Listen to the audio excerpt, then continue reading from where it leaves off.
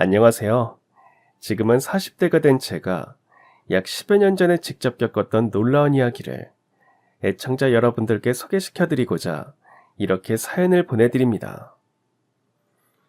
한창 젊었던 시절의 저는 주어진 삶에 최선을 다해 성실하게 살아가기 위해서 늘 노력하는 사람이었습니다.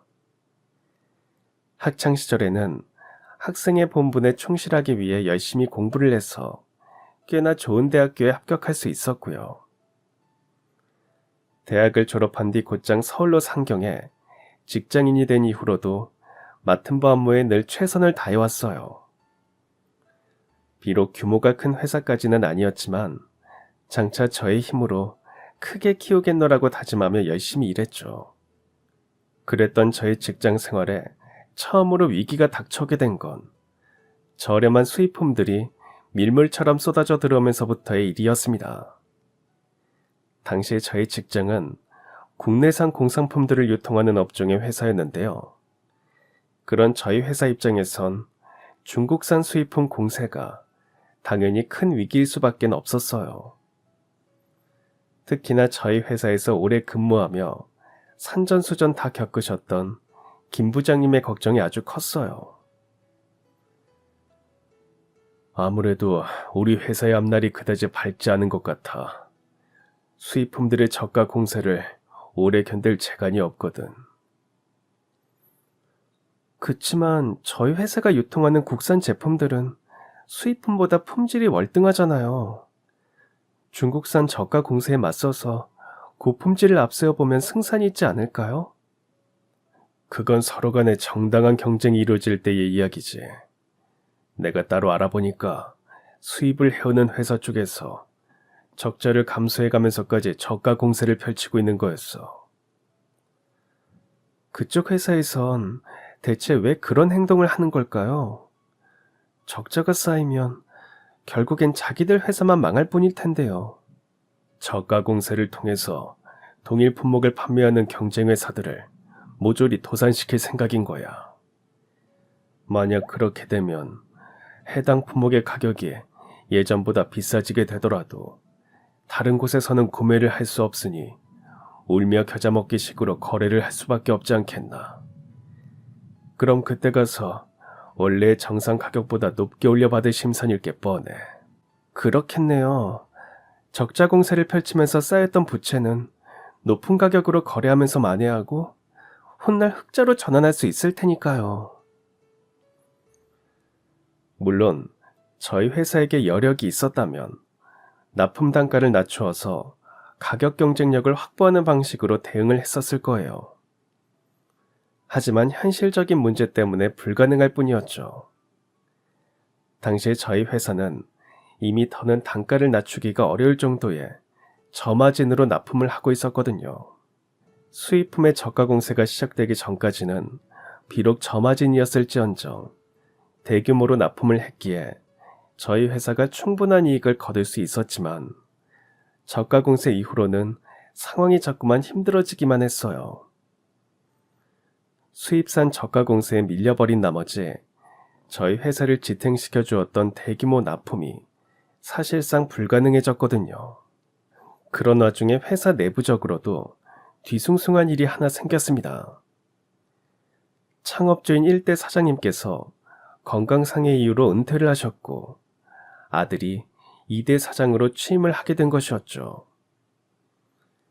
이처럼 회사 안팎으로 뒤숭숭함에도 불구하고 저와 김 부장님은 어떻게 해서든 회사를 위기에서 구해내기 위해 최선을 다했습니다. 그 결과 저희 회사 측 제품에 사용되는 재료를 저렴하면서도 썩 나쁘지 않은 품질의 신소재로 변경하게 되었고 덕분에 저희 회사에서 유통하는 제품들의 단가를 획기적으로 낮출 수가 있었어요. 수입산 저가 공세에 맞서서 품질 경쟁력과 가격 경쟁력 모두를 갖추게 된 것이었죠. 하지만 저와 김 부장님에게 성과에 대한 보상은 돌아오지 않았습니다. 오히려 얼마 뒤 회사는 2대 사장님의 주도로 갑작스러운 구조조정을 단행했거든요. 구조조정의 명분은 그동안 있었던 경영난의 원인이 몇몇 직원들의 업무 능력 부족 때문이라는 핑계였으며, 그 과정에서 정작 회사를 위기에서 구해내었던 김 부장님이 직장을 떠나시게 되었어요.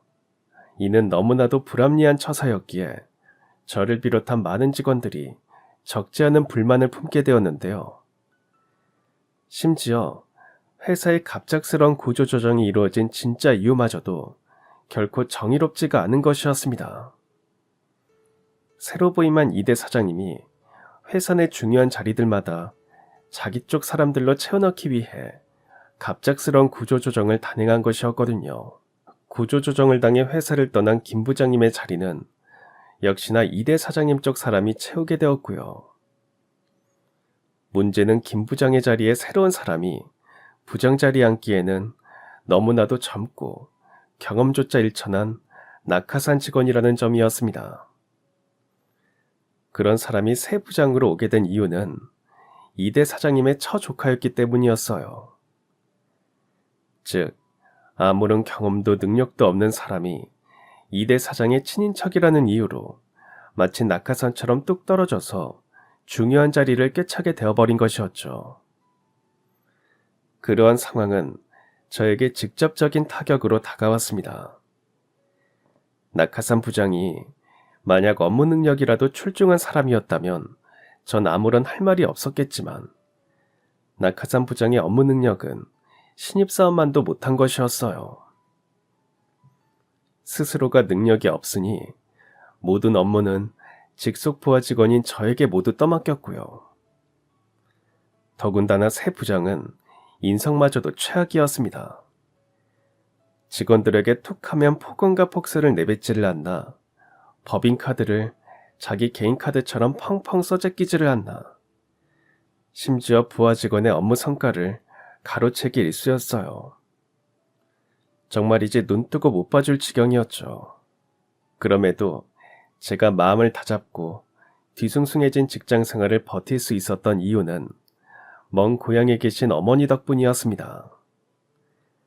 어느 지방에 자리한 저희 고향에는 예전부터 꽤나 규모가 큰 공장단지가 있었는데요. 그 공장단지 한가운데 골목엔 백반집 골목이 자리 잡고 있었어요.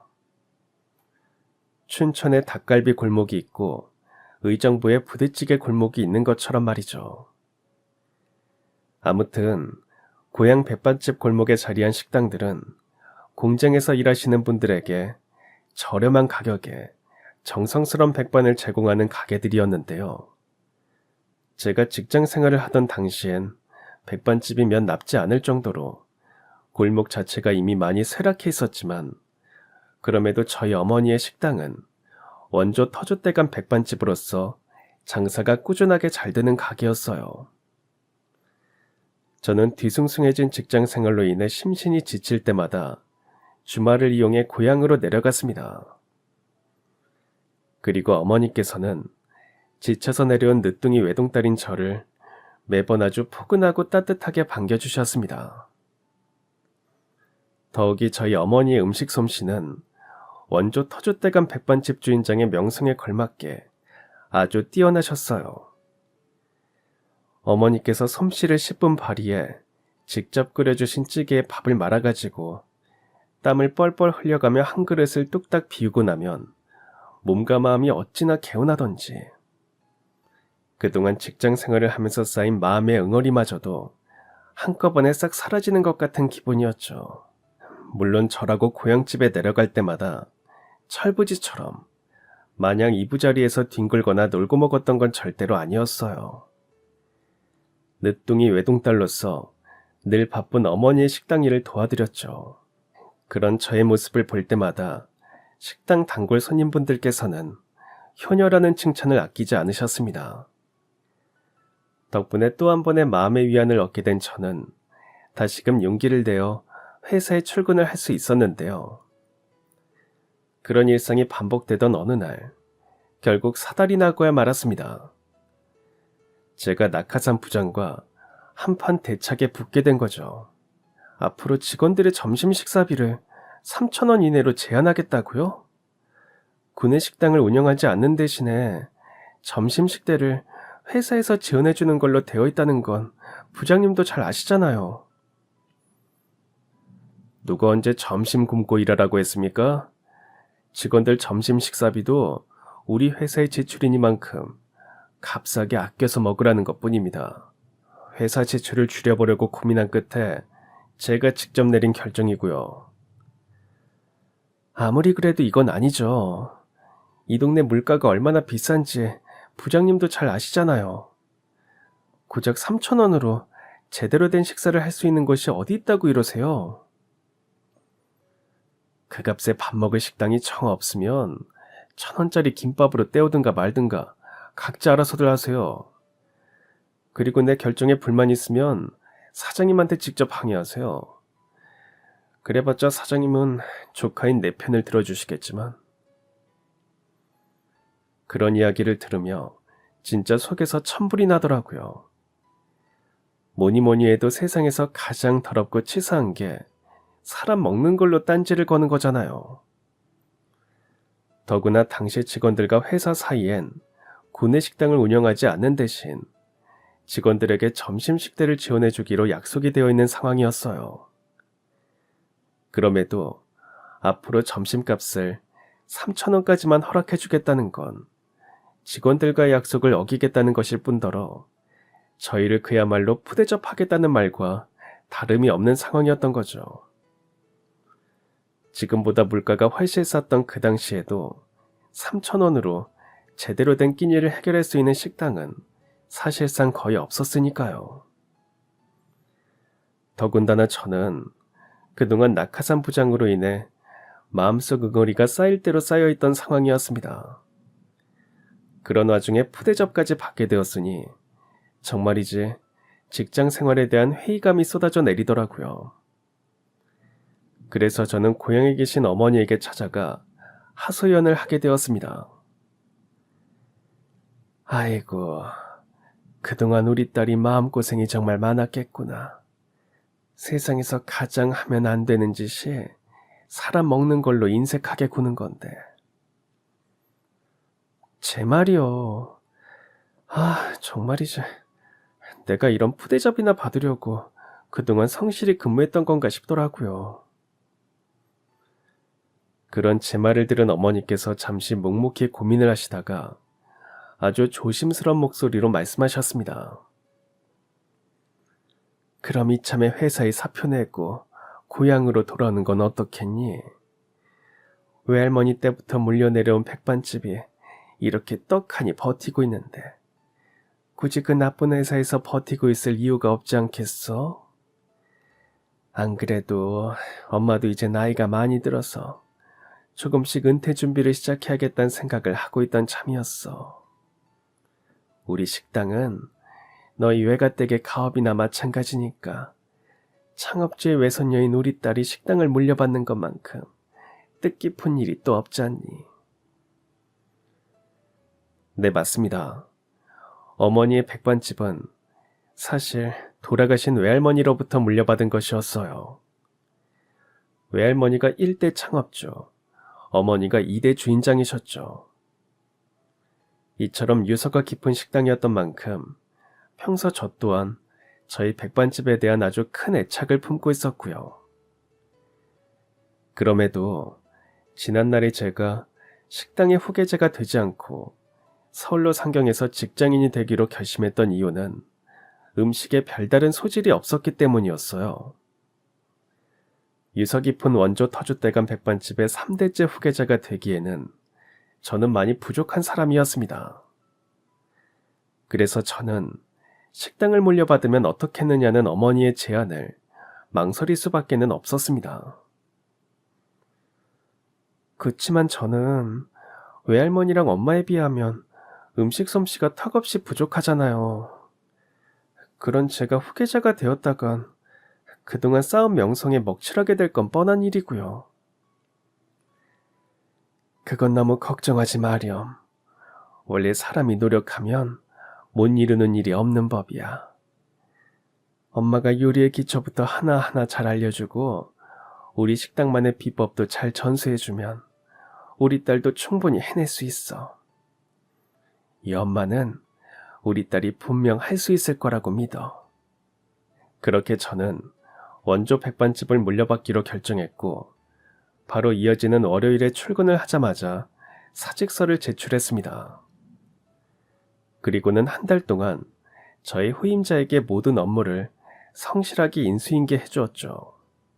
낙하산 부장 때문에 회사를 떠날 땐 떠나더라도 제가 해야 하는 일은 성실하게 완료하고 싶었거든요.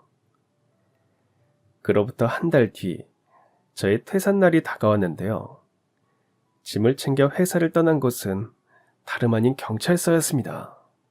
저희 회사에서 있었던 횡령에 대해서 공익제보 겸 정식으로 고발장 제출하려고 왔어요. 부정한 사람이 법인카드를 개인적인 용도로 무단 사용하였고 거래처에 명절 선물을 보내기 위해 회사 돈으로 구입한 상품권까지도 빼돌려서 개인적으로 사용했거든요. 그날 저는 낙하산 부장 밑에서 직장 생활을 하는 동안 마음속으로 칼을 갈며 차곡차곡 모아두었던 모든 횡령 증거들을 경찰서에 제출했습니다. 이에 경찰에서는 정식으로 수사를 진행하기 시작했고 얼마 뒤 모든 혐의가 인정되어 낙하산 부장이 처벌을 받았다는 소식이 들려왔죠. 아무튼 공익제보 겸 고발을 마친 저는 곧장 고향으로 내려가 원조 백반집의 3대째 후계자가 되기 위한 일종의 수업을 시작했습니다. 우선 처음에는 식자재를 고르고 다듬는 등의 가장 기초적인 것들부터 배우기 시작했어요. 원래부터 음식 솜씨가 영 별로였던 저로서는 무엇 하나 쉬운 일이 없었지만 어머니께서 워낙 잘 가르쳐 주셨던 덕분에 생각보다 빠르게 늘더라고요. 그렇게 저는 약 1년쯤 뒤에 기초 수업을 마치게 되었고 이후로는 외할머니 때부터 물려내려온 저희 백반집만의 비법을 전수받기 시작했습니다. 비법을 전수받는 건 기본기를 배울 때와는 비교도 할 수 없을 만치 힘들고 어려운 과정이었지만 저는 절대로 포기할 수가 없었어요. 직장 생활을 그만두고 살 길을 찾아 고향으로 돌아온 길이기도 했던 데다가 연로하신 어머니의 건강이 하루하루 쇠약해져 가는 것이 제 눈에 자꾸만 보였거든요. 저는 어머니께서 늦은 나이에 낳아주신 늦둥이 외동딸이었기에 제가 비법을 전수받고 있던 당시 어머니의 연세는 이미 노년이 훌쩍 넘으셨었거든요. 그나마 다행이었던 건 당시 저희 어머니의 곁에는 긴 시간 함께 일한 직원인 참모 아주머니가 한 분 든든히 버티고 계신다는 점이었습니다. 하지만 그럼에도 저는 마음이 영 편치가 않았어요. 자꾸만 쇠약해져가는 어머니를 하루라도 빨리 편히 쉬게 해드리려면 결국에는 제가 하루라도 빨리 식당을 물려받아야만 했거든요. 이에 저는 그야말로 이를 악물고서 몇 년 내내 최선을 다해 노력했습니다. 그 결과 사람이 노력하면 못 이루는 일이 없다는 어머니의 말씀처럼 되었어요. 제가 하나하나 직접 차린 백반 맛을 꼼꼼히 보시던 어머니께서 마침내 이런 말씀을 하셨거든요. 그동안 고생이 참 많았다. 포기하지 않고 끝까지 잘 따라와 주어서 정말 고맙구나. 엄마, 드디어 저를 인정해 주시는 건가요? 그래, 음식 때깔도 그렇고 맛도 그렇고 흠잡을 구석이 하나도 없어. 비법 전수는 이만하면 차고 넘치는 것 같구나. 그 순간 저는 마침내 유서 깊은 원조 백반집에 3대째 주인장이 될 준비를 마쳤다는 생각에 너무나도 기뻤지만 어머니의 수업은 거기서 끝이 아니었습니다. 얼른 가서 장부들을 모두 꺼내오거라. 식당의 정식 후계자가 되려면 음식 비법뿐만 아니라 장부들까지 전수를 받아야 하거든. 우리 식당의 모든 영업 노하우가 장부에 적혀 있으니까 말이다. 그렇게 저는 어머니께서 시키신 대로 계산대 서랍에 들어있던 장부들을 모두 꺼내왔고 어머니께서는 그 장부들을 저에게 하나하나 보여주시며 마지막 수업을 해주셨어요. 이 장부들은 품질 좋은 식자재를 좋은 가격에 사올 수 있는 도매 상인들 목록이란다. 너에게 모두 넘겨줄 테니 적재적소에 잘 활용하되 괜히 식자재 비용을 아껴보겠답시고 억지를 풀어가면서 값을 깎으려고 들다간 품질이 떨어지는 식자재를 사오게 될 테니 명심하거라. 식자재의 품질은 절대 타협해서는 안 돼. 장부 전수는 계속해서 이어졌습니다. 그 중에는 근처 공장 직원분들이 장부를 대놓고 식사를 하다가 월말처럼 정해진 날짜에 한꺼번에 개선을 하는 장부도 있었고 단골 손님들에 대한 이야기가 담겨있는 장부도 있었어요. 어느 단골 손님은 매운 걸 못 잡수시니까 고춧가루랑 후추가 최대한 적게 들어간 음식으로 대접을 해드려야 한다거나 또 어느 단골 손님은 돼지고기에 알러지가 있어서 반드시 피해야 한다는 등의 아주 중요한 내용들이었죠. 그 밖에도 어머니께서는 다양한 장부를 모두 저에게 인수인계를 해주셨고 수업을 듣는 저는 속으로 이렇게 생각했어요. 어머니께서 이처럼 꼼꼼하게 식당을 운영하셨던 덕분에 원조 터줏대감 백반집의 명성이 지금껏 이어져 올 수 있었던 것이었구나. 나도 그 명성에 누가 되지 않도록 어머니를 본받아야겠다라고 말이죠. 제가 그런 생각을 하는 사이 어머니께서는 마지막 장부를 저에게 건네주셨습니다. 그 장부는 제법 오래 묵었는지 유독 낡고 빛이 바랬더라고요. 이건 꽤 오래 묵은 장부이긴 하지만 엄마한텐 세상에서 가장 소중한 장부이기도 하단다. 그 장부에 무슨 사연이라도 담겨있나 봐요. 그럼 당연하지. 그때 넌 어린 나이여서 잘 기억하지 못하겠지만 우리 식당 단골 중에 사정이 딱한 고시생이 하나 있었어. 편찮으신 홀어머니를 혼자서 모시고 살면서도 판사님이 되기 위해서 사법고시에 도전하는 녀석이었는데 그 사정이 너무 딱해가지고 내가 장부 하나 내어줬지.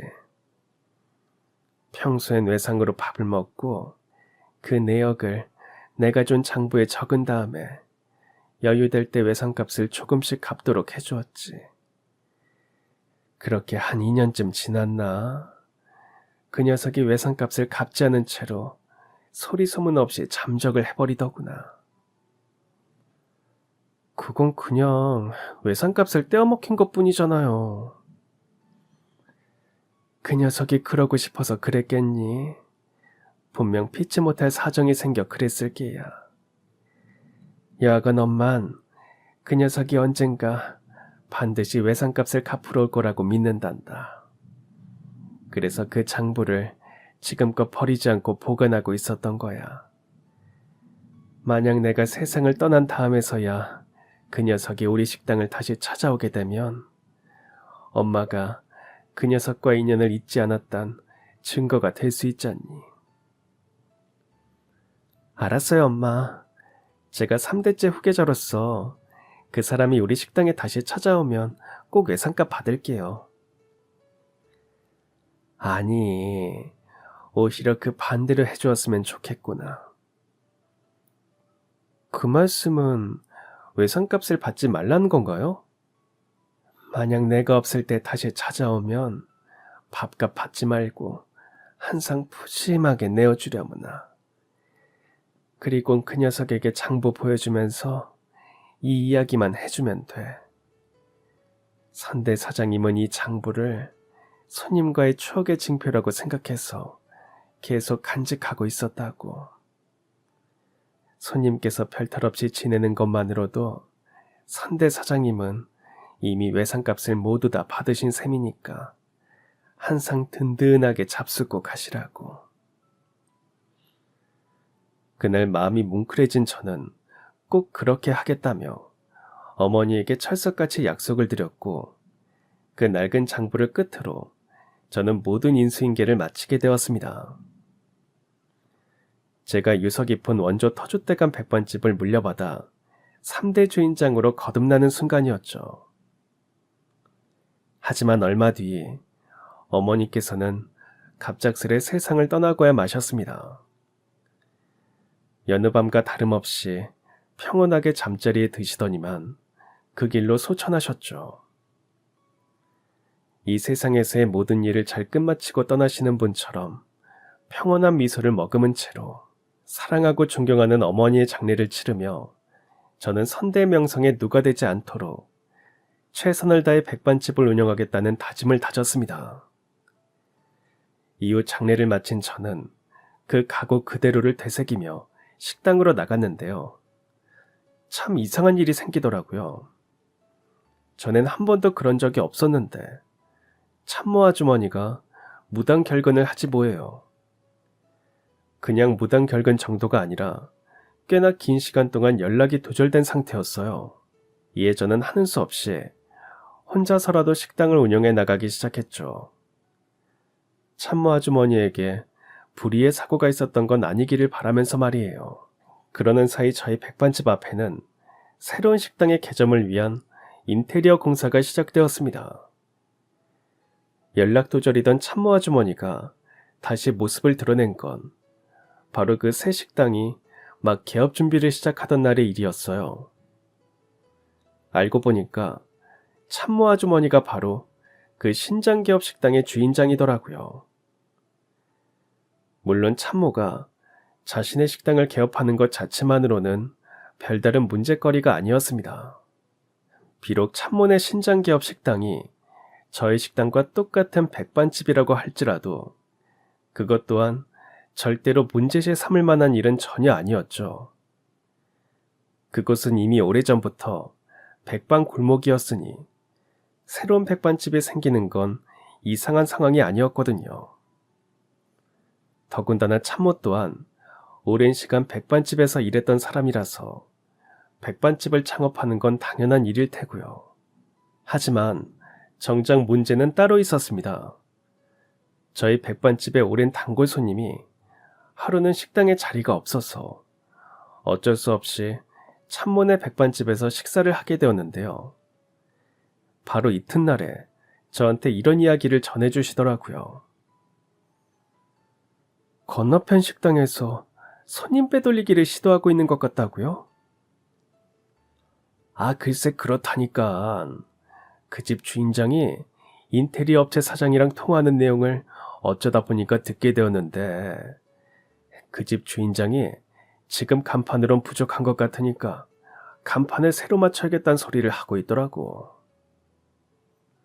개업한 지 며칠 되지도 않은 식당이 벌써 간판을 교체하려 한다고요? 그거 참 이상한 일이네요. 그래서 내가 그쪽에서 손님 빼돌리기를 시도하고 있다고 기뜸해주고 있는 거야. 그 집 주인이 인테리어 업자한테 자기네 새 간판에 원조 터줏대감 백반집이라는 문구를 꼭 넣어야겠다며 억지를 부리고 있었거든. 얼마 뒤 단골 손님께서 말씀해주신 내용 그대로의 일이 벌어지고야 말았습니다. 참모네 식당이 자기네 가게가 진짜 원조 터줏대감 집이라는 간판을 걸어버렸거든요. 심지어 문제는 거기서 끝이 아니었습니다.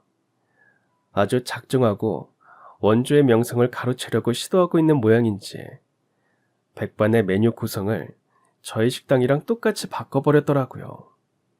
원래 백반집이라는 식당의 특징은 가게마다 그리고 사장님마다 모두 다른 반찬 구성이라는 점에 있는 것인데 참모가 저희 식당의 특징 그대로를 도둑질해버린 것이었죠.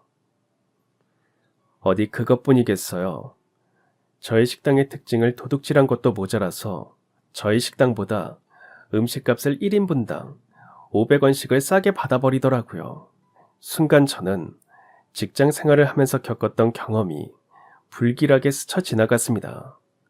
아무래도 참모네 백반집은 지난날 저희 회사가 수입품 저가 공세로 인해 경영위기를 겪었던 것과 똑같은 수작을 부리고 있는 것이 분명해 보였습니다. 이에 저는 참모를 찾아가서 따져 물었어요. 그동안 저지른 짓들도 모자라서 이젠 적자 경영까지 감수해가며 저희 식당을 공격하겠다는 건가요? 너 말 참 무섭게 한다. 그게 어떻게 너희 식당을 공격하는 일이니? 나도 이제 어엿한 사장님이야. 식당 주인인 내가 내 식당 밥값을 내 마음대로 정하겠다는데 무슨 상관이야? 내가 아줌마 속셈 모를 것 같아요?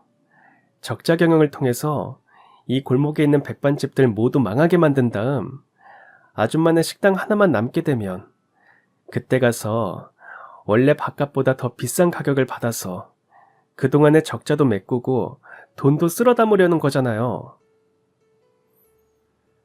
물론 당시 제가 아무런 증거도 없이 그런 말을 했던 건 절대로 아니었습니다.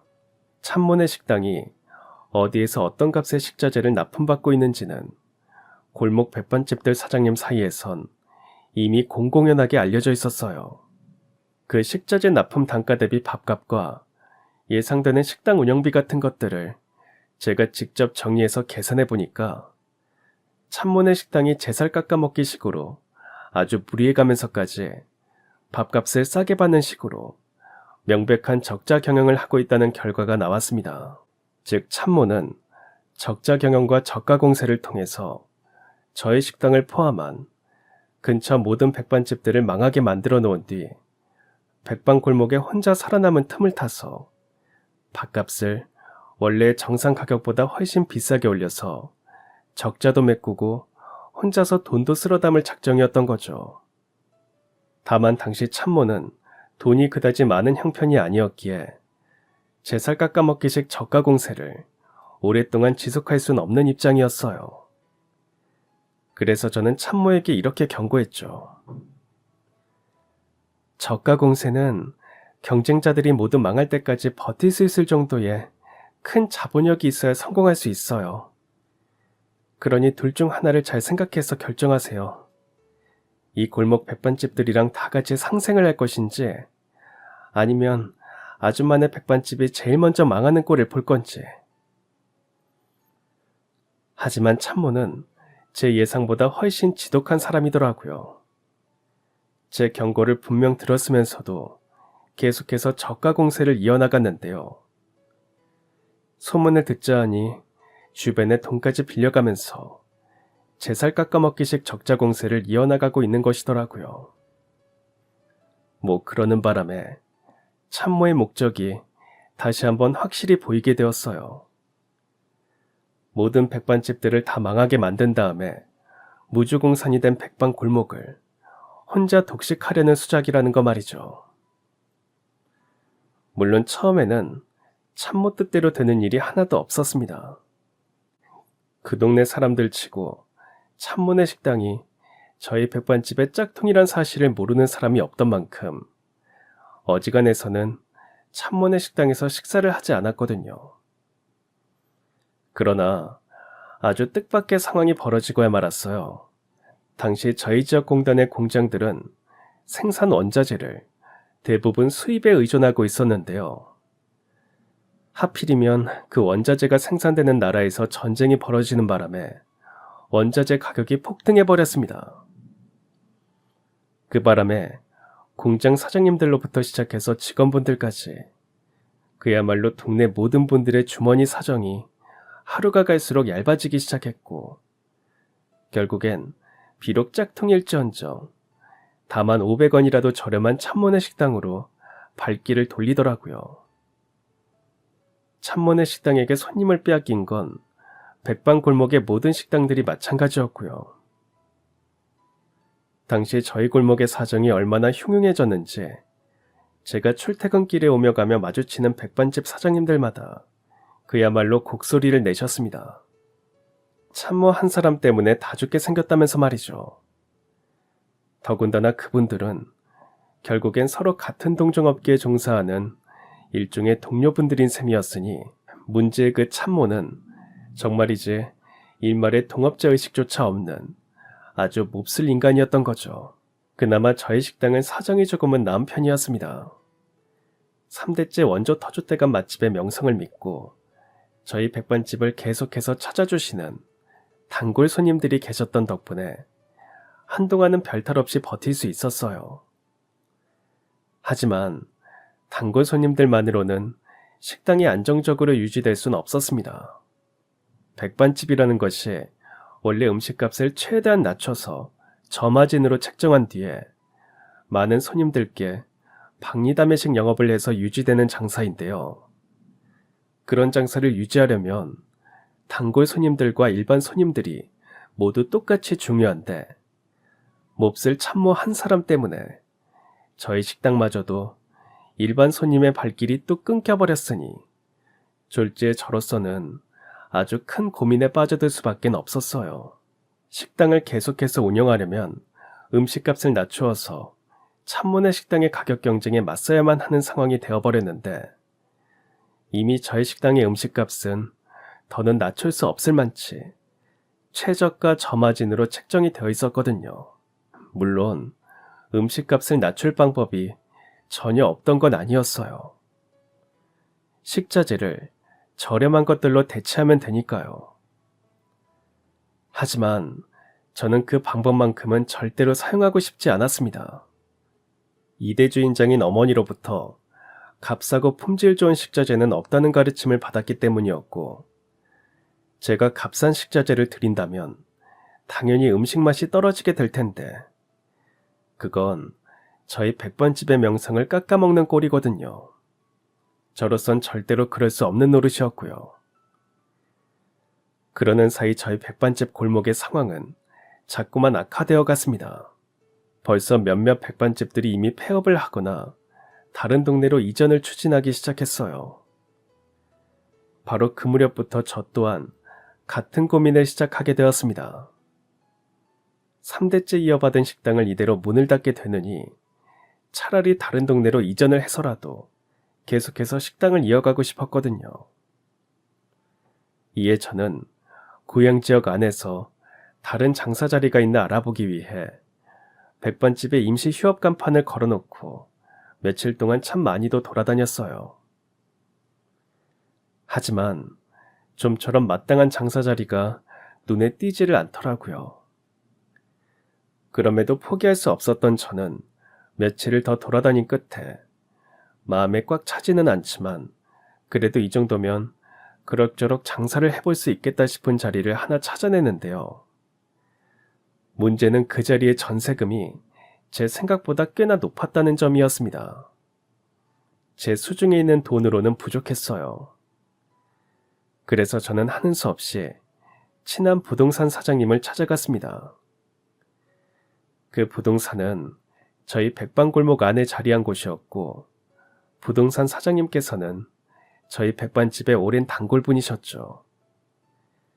그래서였을까요?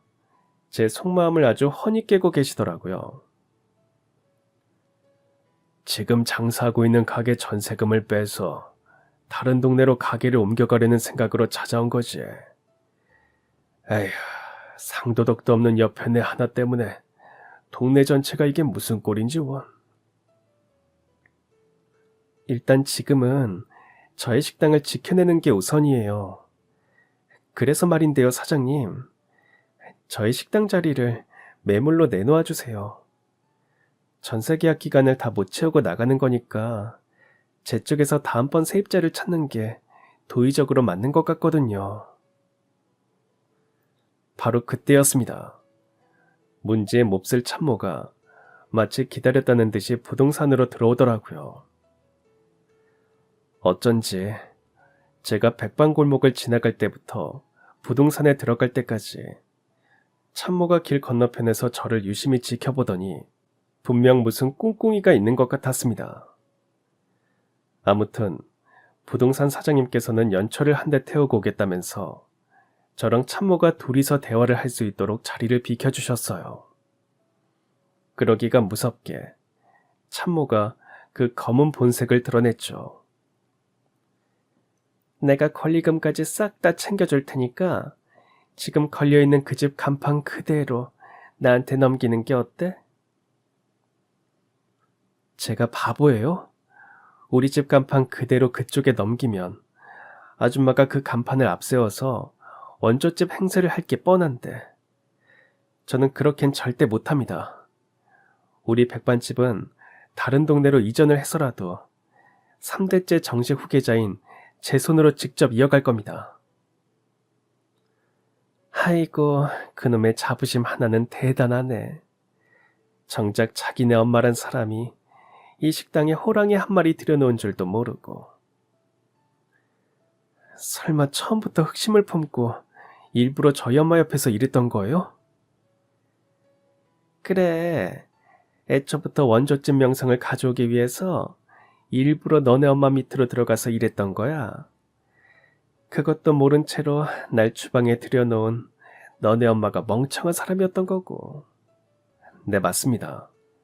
그 몹쓸 참모는 애초부터 원조 터줏대감 백반집이라는 명성을 가지고 오기 위해서 일부러 저희 식당 주방으로 들어왔던 것이었어요.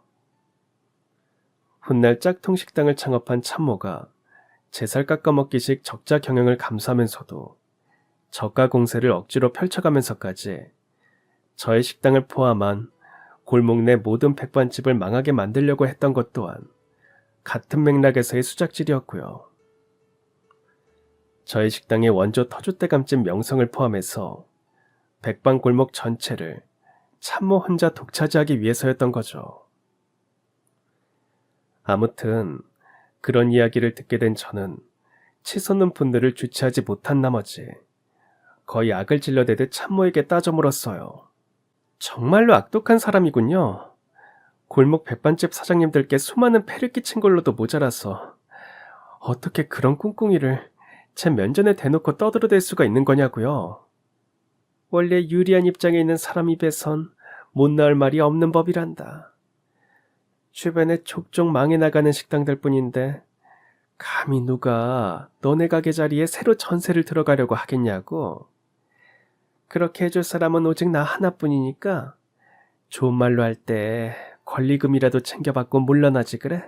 그런 참모의 목소리를 때마침 연초를 다 피우고 들어오시던 참인 부동산 사장님께서 듣게 되었어요.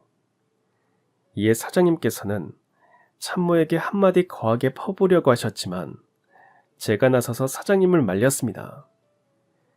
제가 직접 참모에게 이렇게 한마디 쏘아붙이기 위해서였죠. 사정이 아무리 어렵더라도 아줌마가 우리 식당을 인수하게 되는 일은 절대로 없을 겁니다. 원조는 짝퉁한테 굴복하지 않으니까요.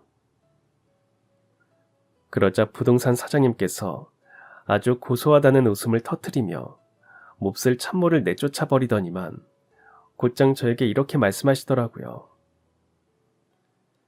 얘기 한번 똑부러지게 잘했어. 몇 시간만 기다리고 있어봐. 어쩌면 좋은 소식이 생길지도 모르니까. 그렇게 말씀하신 사장님께선 어디론가 전화를 거셨습니다. 여보세요? 아이고, 왜 이제서야 전화를 받으세요? 회의 중이셨군요. 그럼 어쩔 수 없죠. 여하간 이쪽으로 서둘러 와주셔야겠습니다. 일전에 말씀하셨던 그 가게가 매물로 나왔거든요. 저로서는 좀처럼 영문을 알 수 없는 상황이었지만 부동산 사장님께서 워낙 확신에 찬 미소를 저에게 계속해서 보내셨기에 저는 일단 사장님을 믿고 기다려보기로 했는데요.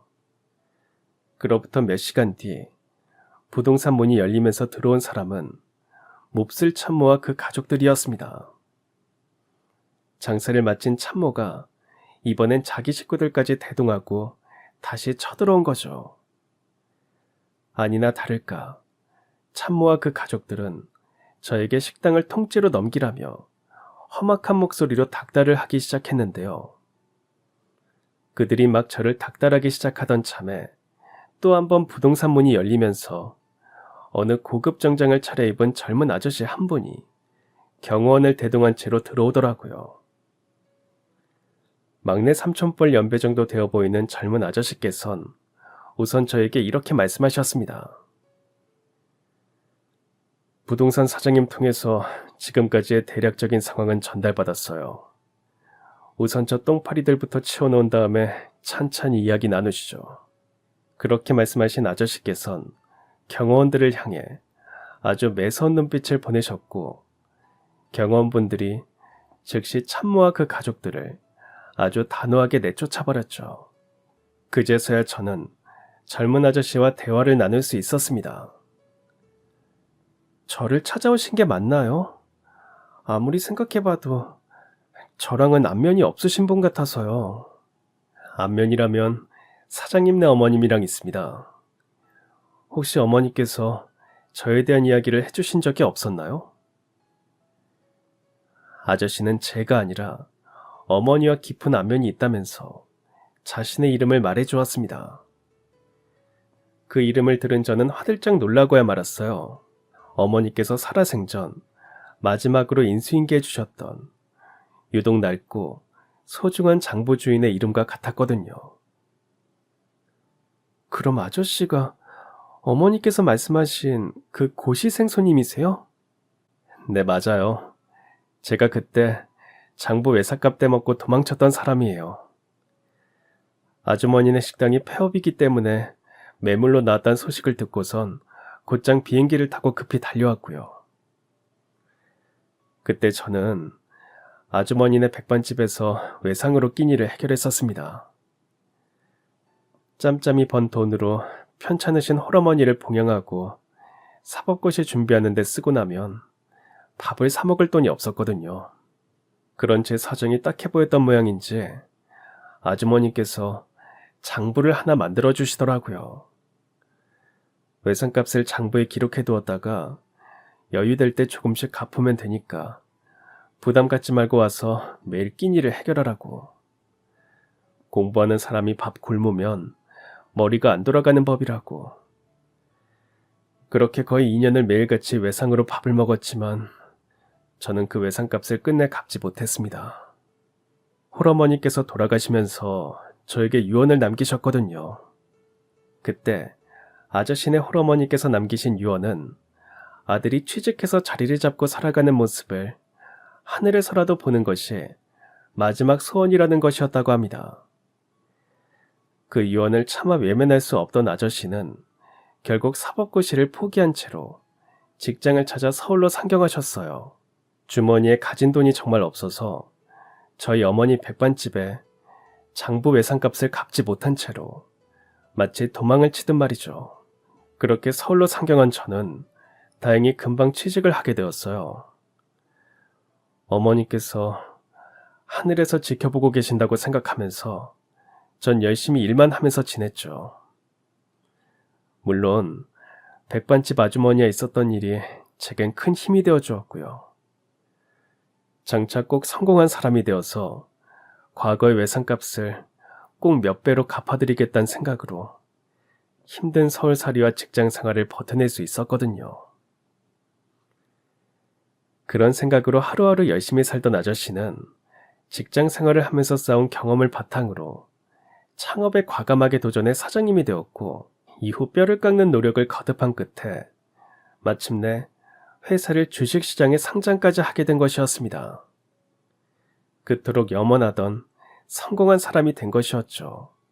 물론 아저씨가 회사의 상장을 성공시킨 직후 가장 먼저 했던 일이 바로 저희 백반집을 찾아오는 일이었습니다. 아저씨 딴엔 저희 어머니에게 금이환영하는 모습도 보여드리고 과거의 장부 외상값도 갚아드리려고 찾아온 걸음이었지만 뜻밖에도 백반집 간판은 그대로인데 불이 꺼진 채로 임시 휴업 문구만 덜렁 붙어있는 상황이었다고 합니다. 임시 휴업 문구를 보고선 가장 가까운 부동산 사장님께 자초지종을 여쭈어 보았더니 제가 알던 이대째 사장님께서는 이미 작고하셨고 따님이 물려받아 식당을 이어오고 있었지만 그마저도 경영난이 심각해서 다른 지역으로 이전을 준비하는 것 같다는 이야기를 해주셨거든요. 그래서 제가 부동산 사장님께 부탁을 드렸던 겁니다. 혹시라도 원조집 자리가 매물로 나오면 제게 얼른 연락을 달라면서 말이죠.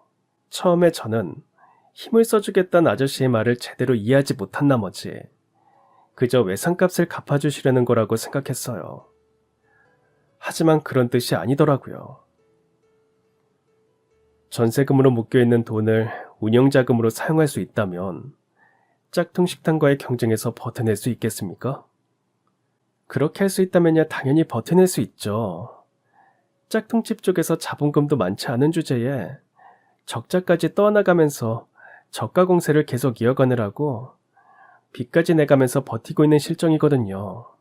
아마 그 상태면 1년도 못 버틸 것 같아요. 그렇다면 제가 전세금을 돌려드릴 테니까 그 돈을 식당 운영 자금으로 사용하시면 어떨까요? 그렇게 해서라도 은인분의 식당과 원조집 전통을 지켜드리고 싶어요. 대체 어떻게 해요? 아저씨는 건물주가 아니잖아요. 곧 건물주가 될 겁니다. 식당이 있는 건물을 제가 매입할 거거든요. 그런 다음에는 식당의 임대 계약을 원래 계약인 전세에서 월세로 전환하겠습니다. 전세 보증금보다 월세 보증금이 훨씬 낮은 만큼 보증금 차액은 당연히 따님께 돌려드릴 예정이고요. 따님께선 차액으로 돌려받은 금액을 식당 운영 자금으로 사용하시면 됩니다. 그치만 지금 추세대로라면 월세를 낼 수가 없어서요. 외람되지만 마음만 감사하게 받겠습니다. 짝퉁식당 쪽이 1년을 버티지 못할 거라고 했으니 제가 앞으로 1년 동안 월세를 받지 않으면 어떻겠습니까? 제가 어머님께 2년 동안 공짜로 밥을 얻어먹었으니 그 외상값을 갚는 셈 치고 1년 동안 월세를 받지 않는 것으로 정리하면 될 것 같습니다. 그 식당은 저에게도 젊을 적 기억이 깃들어 있는 소중한 공간입니다. 그 소중한 공간을 그때 그 모습 그대로 오래오래 간직하기 위해서라도 꼭 도움을 드리고 싶어요. 아저씨가 그렇게까지 말씀을 하시니까 저로서도 더는 거절할 면목이 없었습니다. 더군다나 저희 식당에 추억이 깃들어 있는 건 외할머니 때부터 이어져 내려온 다른 손님들께서도 마찬가지일 것 같다는 생각마저도 들었고요. 그래서 저는 아저씨의 도움을 감사한 마음으로 받기로 했습니다. 그러는 한편으로 2대째 주인장인 어머니와의 약속 또한 지키기로 했고요. 알겠습니다. 아저씨께서 제안해 주신 방식대로 도움을 받도록 할게요. 대신 건물을 매입하는 날에 꼭 저희 식당에 직접 들러주세요. 언젠가 아저씨께서 외상값을 갚으러 다시 찾아오면 항상 푸짐하게 내어드리겠다고 저희 어머니랑 약속을 했었거든요. 그로부터 얼마 뒤 아저씨는 약속대로 저희 식당이 있는 건물을 매입하셨고 기존에는 전세였던 저희 식당과의 임대 계약을 월세로 전환한 뒤에 보증금 차액을 저에게 돌려주셨습니다. 물론 저 또한 어머니 그리고 아저씨와의 약속을 지켰어요. 저희 식당에 몸소 방문해 주신 아저씨에게 제가 직접 3대째 물려내려온 모든 비법을 총동원해서 정성스러운 한상을 푸짐하게 내어드렸거든요. 그날 아저씨께서는 제가 만든 음식을 드시며 어머니 음식 맛과 똑같다며 그 맛을 다시 볼 수 있어서 다행이라며 한참을 목 놓아 우셨죠. 물론 그 말씀은 3대째 주인장인 제 입장에선 세상에서 가장 큰 찬사였고요. 아무튼 덕분에 기운을 되찾은 저는 3대째 물려내려온 원조집의 명성을 지키기 위해 정말이지 최선을 다했습니다. 아저씨로부터 전달받은 보증금 차액을 식당 운영 자금으로 활용해서 반찬 가짓수도 늘리고 음식 맛도 한층 발전시켰죠. 또 때마침 뜻밖의 호재도 하나 생겼어요. 주변 공단에 드리워져 있던 불황이 마침내 끝이 났거든요. 자연스레 저희 동네엔 다시금 활기가 돌게 되었고 모든 손님분들이 다시 저희 식당을 찾기 시작했어요. 상황이 어려울 때나 싼 맛의 짝퉁 식당을 이용했지만 주머니 사정이 나아지게 된 상황에선 고작 500원을 더 낼 뿐인데 맛도 한층 발전된 데다가 반찬 가짓수도 늘어난 원조 터줏대 감칠만한 식당이 또 없게 마련이거든요. 그러는 바람에 참모네 짝퉁 식당은 제가 예상했던 1년을 채 버티지도 못한 채로 폐업을 맞이하게 되었고요. 게다가 그동안 신나서 퍼부어댔던 저가 공세는 참모네 집안을 그야말로 풍비박산으로 만들어 놓았어요. 저가 공세를 펼치며 식당을 운영했던 탓에 폐업하기 직전까지 장사를 통해서 번 돈은 마이너스. 그러니까 손에만 쌓인 적자였던 데다가 바로 그 적자 경영을 유지하기 위해서 여기저기 돈을 참 많이도 빌려다가 썼으니 앞으로 인생은 뻔할 뻔짜예요. 둘 중 하나겠죠. 빚쟁이를 피해서 도망다니는 신세가 되어서 앞으로 영영 밝은 햇빛은 쳐다보지도 못한 채로 살아가던가 아니면 경제사범으로 교도소에 들어가게 되던가. 그래봤자 뭐 어쩌겠어요. 결국 자업자득인 꼴인데 말이죠. 한편 저희 식당은 지금껏 계속해서 번창해 나가고 있습니다. 저희 식당이 떡하니 자리를 지키며 번창한 덕분에 저희 백반 골목엔 다시금 활기가 돌게 되었고, 한때나마 백반 골목을 떠나셨던 사장님들께서도 많이들 다시 돌아오셨어요. 저희 식당에 자리가 모자라서 식사를 하지 못한 손님들의 대부분은 백반 골목 내에 있는 다른 식당에서 식사를 잡수시게 마련이거든요. 이처럼 오늘도 저는 백반 골목에 다른 식당들과의 상생을 이어나가고 있고요. 나아가 저는 3대째 이어져 온 원조 터줏대감 백반집의 명성을 앞으로도 영원히 지켜낼 예정이랍니다. 그럼 지금까지 사연 들어주셔서 감사합니다. 사연이 재밌으셨다면 구독과 좋아요 부탁드려요.